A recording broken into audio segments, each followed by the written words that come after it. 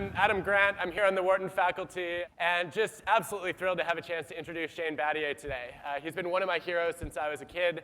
High school player of the year. I'm not that old. All right, you were a kid then too, let's be fair. The way they introduced analytics to me is they said, you know, you like to go to Vegas, you like to play blackjack. I said, yeah. You know, there's a book on how to maximize your opportunity in blackjack, isn't there? I said, yeah, you know. That was an analogy that hit home to me. Well, we're going to show you the book on Kobe Bryant. We're going to tell you everything you need to know on how to give yourself the best chance of survival against Kobe Bryant. And so it started a process where it became a habit for me to get a data packet, about 4 or 5 pages, 6 pages, on every player on every team the night before I started to play them. And it became my habit of learning the ins and outs.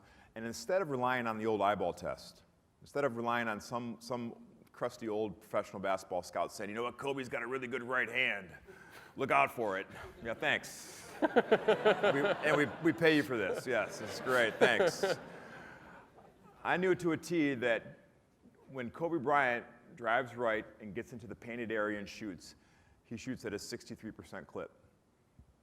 If I force him left and I make him shoot a non-painted area jump shot, he's only going to shoot 44%. So, duh, what do I choose? Just like playing blackjack, you don't double down when you get a 15, right? So it became a habit to isolate my best case scenario and my worst case scenario against every player I would ever play against or match up against on the floor. But there are people that are, no matter what group they're in, what setting they're in, you say, you know what, there's something about that young lady. She's a winner. She's a winner. I'm lucky to play in the age of analytics, so now there's stats to back up things that would have been described as being a glue player or a grit guy or a hustler if I would have played 20 years ago. But that's the exciting part of analytics, drilling down and finding what people have traditionally called heart, determination, grit, perseverance, and being able to quantify that in some manner.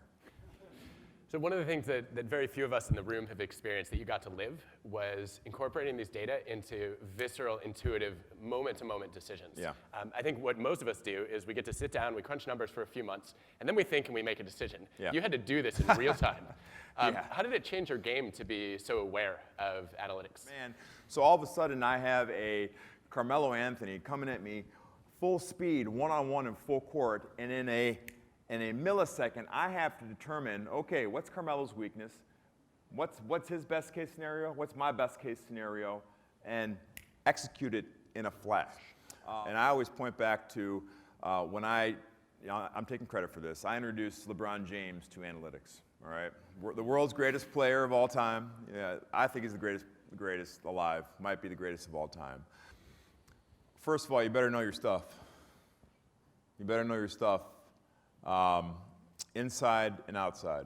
Your actions have to match up with your words. And that was the number one thing. Whenever I walked into the locker room, my teammates always saw me with the scouting report with nothing but numbers. And that was, you know, they laughed at me. Oh, Shane and his numbers, Shane and his numbers. On the bus, before the game, I always have my information packet. I was asking my sports information director, I need more. Give me more. Give me more. Give me more. And so I said, you know what, tonight, on this night, when Kevin Durant catches the ball in the low post, he wants to go and shoot over this right shoulder. Do a turnaround jumper over this right shoulder. And just tonight, you know what? Just try it. Just humor me. Make him shoot over this shoulder. And I told him the justification why he's 20% better over this shoulder than he is shooting over this shoulder. And I broke it down. I said, you know, you do that in a one-on-one game where he gets 50 possessions and you make him shoot over left shoulder versus shooting over the right shoulder, guess how many points you're going to save? It was like 12, 13 points.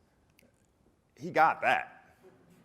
We really appreciate you being willing to come here, and I think it speaks volumes that it took you exactly 8 minutes to say yes after the invitation came in. Thank you. Thanks, Shane.